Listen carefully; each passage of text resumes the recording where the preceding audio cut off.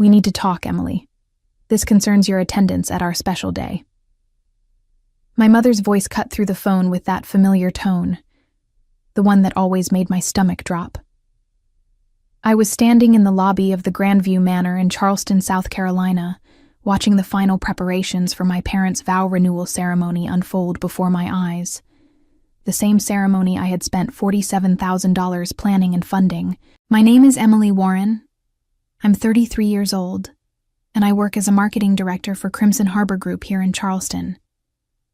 For the past 6 months, I had poured my heart, soul, and savings into making this day perfect for my parents' 25th wedding anniversary. Every detail from the imported white roses to the string quartet had been my responsibility. Every vendor payment, every deposit, every upgrade, all from my account. "What do you mean you need to talk?" I asked, though something cold was already settling in my chest. Around me, guests were beginning to arrive. I recognized faces from my parents' social circle, people I had known since childhood, but who always seemed to look through me rather than at me. "Just meet us in the bridal suite," my father said, taking the phone from my mother. His voice was different too, distant, almost businesslike. "We'll explain everything."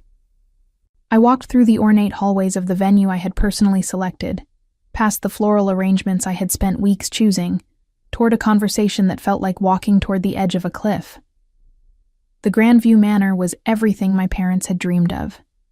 Elegant, prestigious, expensive. The kind of place that would impress their friends and give them stories to tell for years.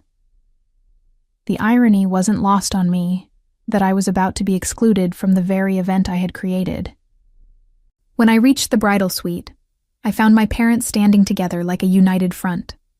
My mother, Patricia, was radiant in her cream silk dress, the one I had helped her pick out during 3 separate shopping trips.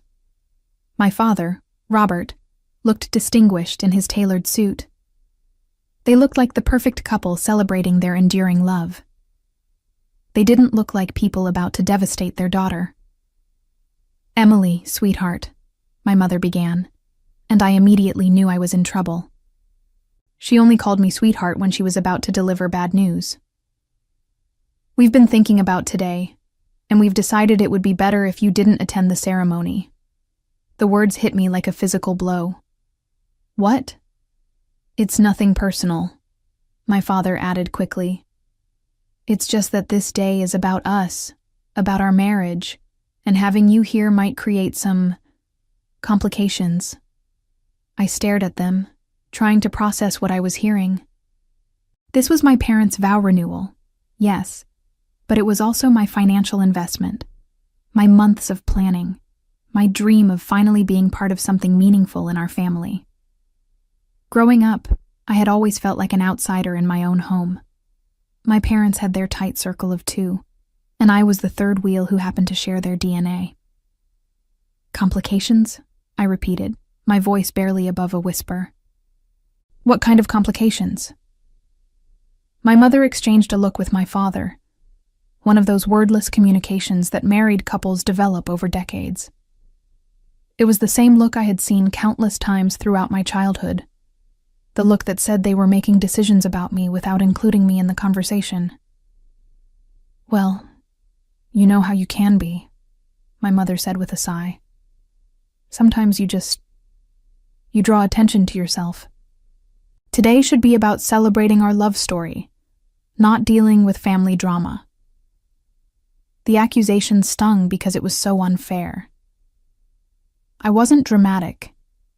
If anything, I had spent my entire life trying to be the perfect daughter, the one who didn't cause problems, who supported their dreams and ambitions even when they didn't support mine. When my father's business went through a rough patch 5 years ago, I was the one who helped them keep their house. When my mother wanted to redecorate their living room, I was the one who paid for the furniture. When they decided they wanted this elaborate vow renewal, I was the one who made it happen. "I've been planning this event for 6 months," I said, my voice growing stronger. "I've paid for everything, the venue, the catering, the flowers, the music, everything. And now you're telling me I can't even attend? And we appreciate that. We really do, my father said, though his tone suggested he was already moving past this conversation in his mind. But this is about what's best for everyone. You'll understand someday when you're married. The casual dismissal was like salt in an open wound.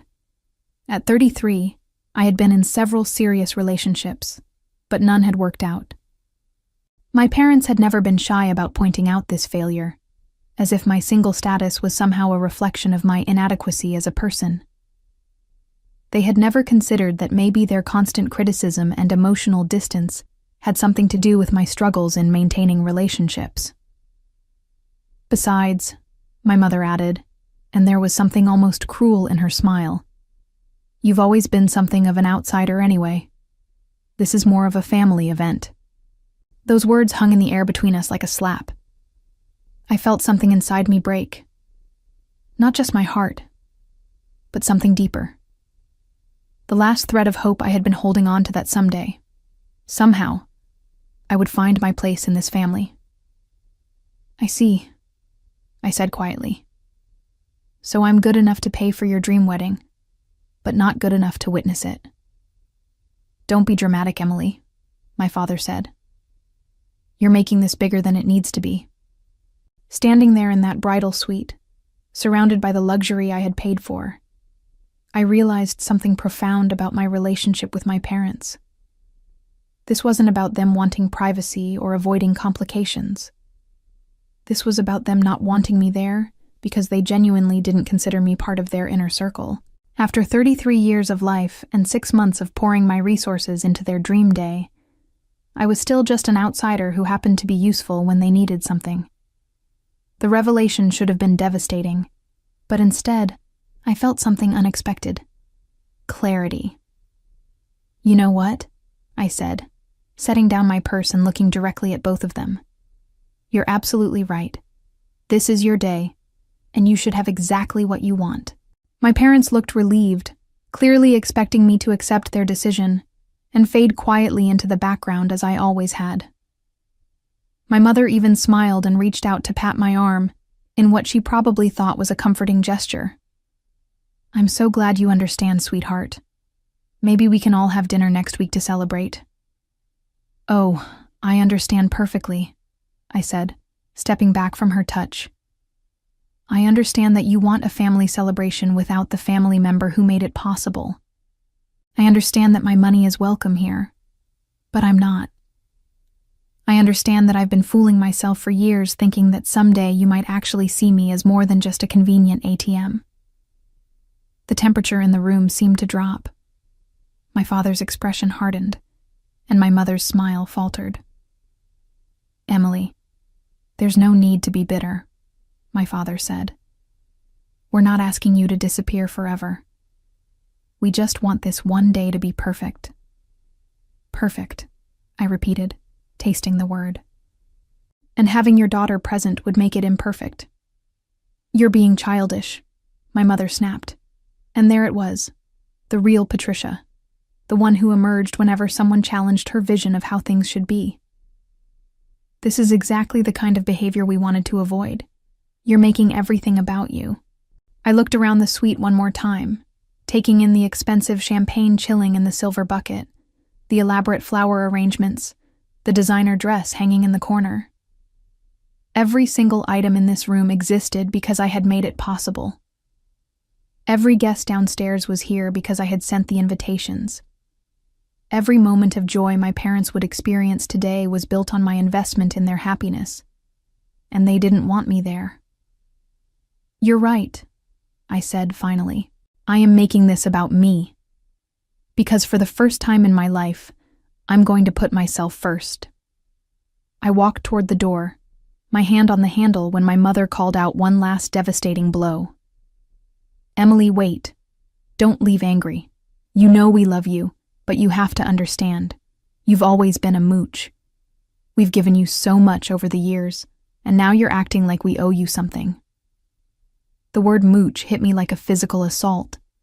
After everything I had done, everything I had given, she was calling me a mooch. I turned the handle and walked out without another word. I walked through the hallways of Grandview Manor with my head held high, even as my heart was shattering into pieces.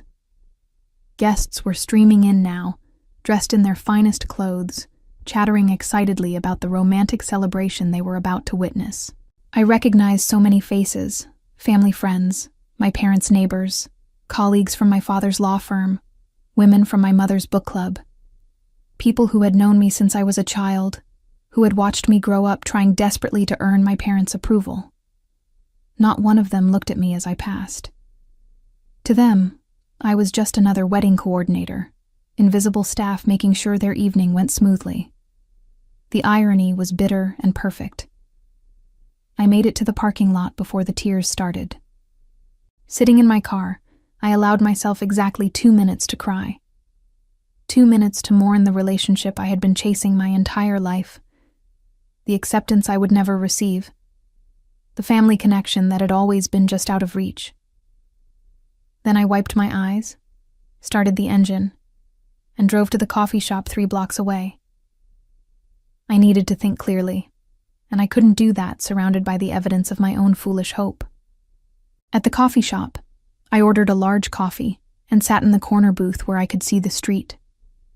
My phone was already buzzing with texts from the wedding coordinator, asking about last-minute details. The florist wanted confirmation about the centerpiece placement. The caterer needed to know the final head count. The string quartet was asking about parking. All of these people were depending on me to make this event happen. All of these vendors had been paid by me, contracted by me, directed by me. And the people being celebrated wanted me gone. I stared at my phone for a long moment, scrolling through the dozens of contacts I had saved over the past 6 months. Every wedding vendor in Charleston seemed to be in my phone now. The venue coordinator, the catering manager, the florist, the musicians, the photographer, the decorator who had spent 2 days setting up the perfect ambiance. They were all waiting for my parents' perfect day to begin. But what if it didn't?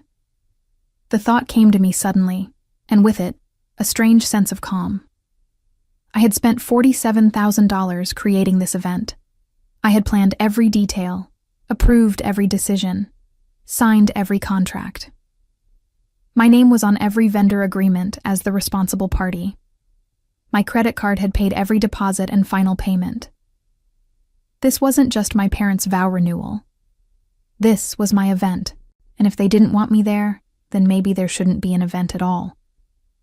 I pulled up the contact for Margaret Willis, the venue coordinator. She answered on the second ring. "Emily, perfect timing. I was just about to call you. The guests are arriving and everything looks absolutely magical. Your parents are going to be so—" "Margaret," I interrupted gently. "I need to cancel the event." There was silence on the other end of the line. Then, "I'm sorry, what did you say?" "I'm canceling the vow renewal ceremony, effective immediately." "Emily, I don't understand. The guests are already here. The ceremony is supposed to start in 30 minutes. Are you having some kind of emergency?" I thought about that question. Was this an emergency? Or was this the first clear-headed decision I had made in months? "You could say that," I replied. "I'm the one who booked the venue, and I'm the one paying for it. I'm canceling the reservation." "But, Emily, this is highly unusual. What about your parents? What about the guests?" "That's not my concern anymore," I said, surprised by how steady my voice sounded. "Can you handle the cancellation, or do I need to speak with someone else?" Margaret spent the next 5 minutes trying to talk me out of my decision. She explained about the non-refundable deposits, the disappointed guests, the vendors who had already arrived. She offered to hold the venue for an extra hour in case I changed my mind. She even suggested that maybe there had been a misunderstanding that could be resolved with a phone call. But I wasn't changing my mind. For the first time in my adult life, I was making a decision based on what I wanted, rather than what would make other people happy. "I understand this is inconvenient," I told Margaret, "but the decision is final. Please secure the venue and inform the guests that the event has been canceled by the sponsor. After I hung up with Margaret, I called the catering company. The manager, James Peterson, was less diplomatic in his shock. Miss Warren, we have a full dinner for 60 people ready to serve. The servers are already at the venue. The champagne has been opened. You can't just cancel an event 30 minutes before it starts. Actually, I can, I said calmly. Check your contract. I'm listed as the responsible party and the decision maker. The event is canceled.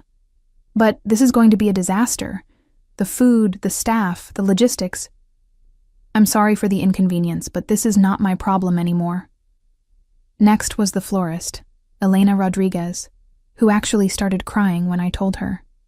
She had been working since 5 a.m. to create the elaborate arrangements my mother had requested. The thought of all those beautiful flowers going to waste clearly broke her heart. Emily, please reconsider. The arrangements are so beautiful. Your parents are going to love them. Can't you work out whatever problem this is? The flowers are lovely, Elena, and I'm sure you'll be able to use them for another event. But this celebration is not happening. The string quartet took the news professionally, though I could hear the frustration in the violinist's voice. They had turned down another gig to play my parents' renewal. The photographer was already at the venue and had to be called back. The decorator who had spent 2 days creating the perfect ambiance would have to pack everything up. Each phone call made the reality of what I was doing more concrete. I wasn't just disappointing my parents. I was dismantling an entire event that dozens of people had worked to create. Part of me felt guilty about the vendors and their wasted time, but a larger part of me felt something I hadn't experienced in years: power. For once, I wasn't the one being inconvenienced. I wasn't the one being excluded or dismissed or taken for granted. I was the one making the decisions, and everyone else had to adapt to my choices. By the time I finished my phone calls, it was 4:15 p.m. The ceremony had been scheduled to start at 4:30 p.m. In 15 minutes, 60 guests would be gathering in the empty ballroom of Grandview Manor, waiting for a celebration that would never begin. My phone started ringing almost immediately. The first call was from Margaret at the venue, probably calling to confirm that I was serious. I declined the call. Then came a call from an unknown number, probably one of the vendors trying to reach me through a different line. I declined that one too. Then my phone lit up with my mother's name. I stared at the screen for a moment, watching her name flash over and over. They must have realized by now that something was wrong. The guests would be asking questions. The venue staff would be explaining that the event had been canceled. My parents would be standing in their beautiful clothes in an empty room, facing the consequences of their decision to exclude me. I declined the call and turned off my phone. I sat in that coffee shop for another hour, watching the street through the window and imagining what was happening 3 blocks away at Grandview Manor. By now, the guests would have been turned away at the door. The venue would be empty, except for vendors packing up their unused services. My parents would be standing in their formal attire, trying to explain to their friends and family why the celebration they had been planning for months had suddenly evaporated. The thought should have made me feel guilty. Instead, I felt something close to peace. Around 5:30 p.m., I turned my phone back on. The screen immediately exploded with notifications. 37 missed calls, 62 text messages, 5 voicemails. My parents had clearly been trying to reach me, along with what looked like several family members and friends.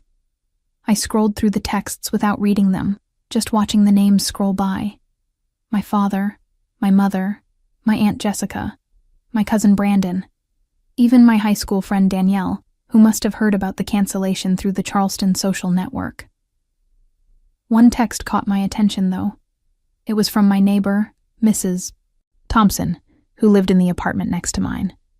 "Emily, honey, there are people at your door. They've been knocking for 20 minutes. Just wanted you to know in case you're not home." My parents had come to find me. I considered my options. I could go home and face them, listen to their anger and disappointment, probably end up apologizing and offering to reschedule everything. I could go to a hotel for the night and deal with the aftermath tomorrow. I could drive to another city entirely, and let them wonder where I had gone. Or I could do something I had never done before in my life. Exactly what I wanted to do. I opened my laptop and pulled up the airline website. There was a flight to Paris leaving Charleston at 11:45 p.m. with one seat available in business class.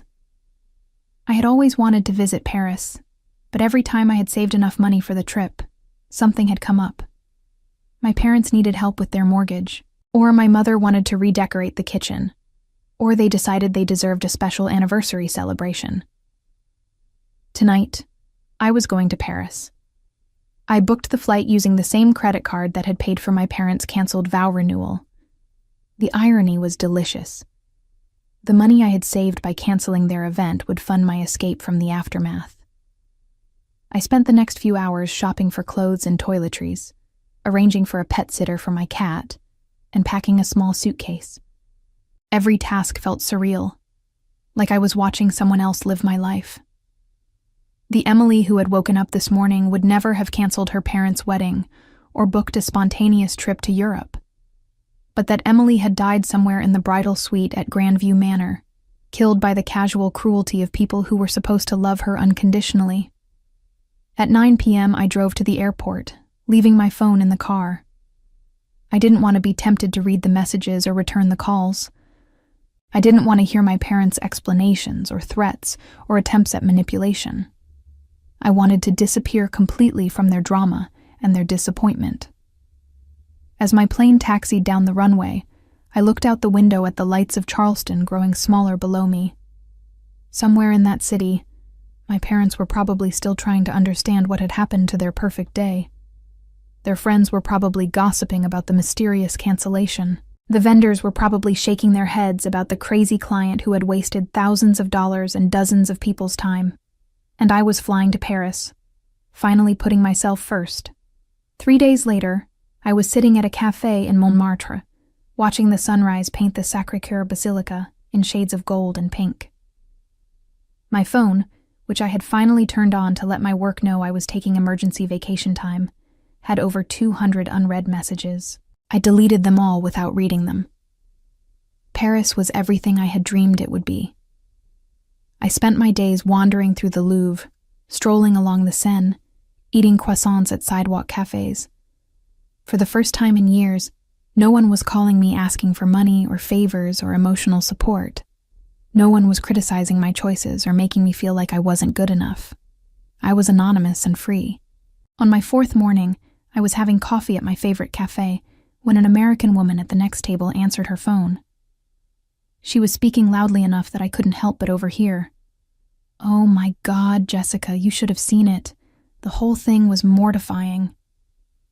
Patricia and Robert were standing there in their formal clothes, and the venue manager had to tell everyone that the event was canceled. Nobody knew what was happening. Patricia kept saying there must have been some mistake. But then someone mentioned that Emily had been the one paying for everything. I nearly choked on my coffee. The woman was talking about my parents' vow renewal disaster. She continued her conversation, describing how my parents had tried to salvage the situation by inviting everyone to a nearby restaurant, but most of the guests had already left. How my mother had spent the evening crying, and my father had been making angry phone calls trying to find me. The worst part, the woman continued, is that everyone knew Emily had been funding the whole thing. Patricia has been bragging for months about how generous her daughter was being, and then to have it all canceled at the last minute. Well, it doesn't look good, does it? I smiled into my coffee cup. The woman was right. It didn't look good at all. That evening, I climbed the steps to the top of Montmartre and found a quiet spot overlooking the city. Paris spread out below me like a glittering dream, and I felt something I hadn't experienced in years. Complete contentment. My phone buzzed with a new message, and for some reason, I decided to read this one. It was from my Aunt Jessica, who had always been the family mediator. Emily, please call me. Your parents are devastated. They want to make things right. They're talking about rescheduling the vow renewal, and including you this time. Please don't let one misunderstanding destroy your family. One misunderstanding. as if 33 years of being treated like an outsider was just a simple miscommunication. I typed back a single response. I'm exactly where I need to be. Then I turned off my phone and slipped it into my purse. Standing there at the top of Montmartre, watching the lights of Paris twinkle below me, I realized something profound. For my entire life, I had been trying to earn a place in my parents' world, bending myself into shapes that might finally make them proud of me. I had paid for their dreams, supported their ambitions, and sacrificed my own happiness trying to become the daughter they wanted. But I had never asked myself a crucial question. Did I actually want a place in their world? The answer, standing there in the cool Paris evening, was surprisingly clear. No, I didn't. I didn't want to be part of a family that saw me as a convenient source of funding rather than a person worthy of love. I didn't want to spend the rest of my life chasing approval from people who would never see me as anything more than useful. I whispered into the night air, my voice carried away by the wind. If they didn't want me at the party, they'll never see me again. My parents spent the following months dealing with the social fallout from their canceled vow renewal.